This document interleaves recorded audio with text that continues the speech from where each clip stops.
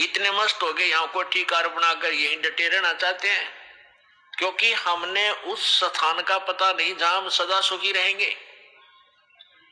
हमें हमारी बुद्धि इतनी कमजोर कर दी, इतनी सीमित कर दी कि हमने इतना ही सोच लिया भाई जन्म मृत्यु तो यह होती ही है। रामकृष्ण आए थे, वो भी मर गए। हमारे दादे परदादे थे, वो भी मृत्यु को प्राप्त हुए। बड़े बड़े पहलवान बली थे, वो भी मर गए, हम भी मर जाएंगे, क्योंकि हमें इसका विकल्प नहीं सूझा था।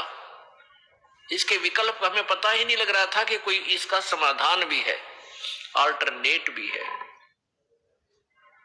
अब परमेश्वर कबीर जी ने हमें अल्टरनेट बताया। पहले हमें इतना विकल्प बताया जाता था कि भक्ति करो, ऐसे साधना करो, स्वर्ग चले जाओगे, और हमने स्वर्ग को ऐसा स्थान मान रखा था कि कोई भी काम हो भाई स्वर्ग हो गया, भाई स्वर्ग जाऊंगा। अब पता चला वो स्वर्ग भी एक अन्य का को नहीं, वो स्वर्ग भी बल्कि सबसे व्यर्थ स्थान, जहां पर स्वर्ग क्या चीज है, एक रेस्टोरेंट, एक होटल। जैसे यहाँ पंजाब, राजस्थान, उत्तर प्रदेश, हरियाणा, मध्य प्रदेश आदि के व्यक्ति गर्मियों के दिनों में जो रईस व्यक्ति, सेठ व्यक्ति, धनी व्यक्ति होते हैं, कुल्लू मनाली चले जाते हैं, पहाड़ों पर चले जाते थे। अब तो घर घर एसी हो गए, यही कुल्लू मनाली होने लगी। तो पहले क्या करते थे कि वहां जाते थे 2 महीने गर्मियों के, मई और जून बिताने के लिए।